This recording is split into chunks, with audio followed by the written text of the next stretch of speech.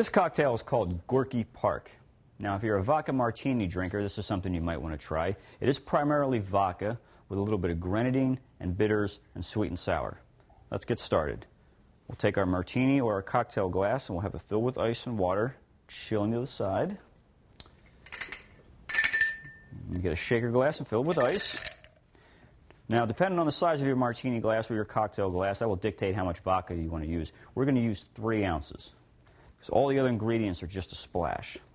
So let's take our jigger, and we'll do this 3 times on the 1 ounce side. Now feel free to keep your vodka in the freezer if you like. The colder the vodka, the better when making martinis. It won't melt your ice as much. Then we'll use a little bit of grenadine. Grenadine is just cherry syrup. Some sour, just a splash. That's a good splash. And bitters.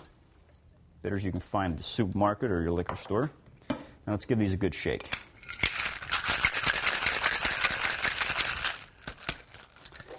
All right, and a strain.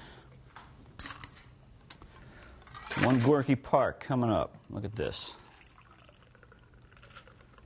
A grenadine and a little bitters there gives it an interesting orange, kind of red color.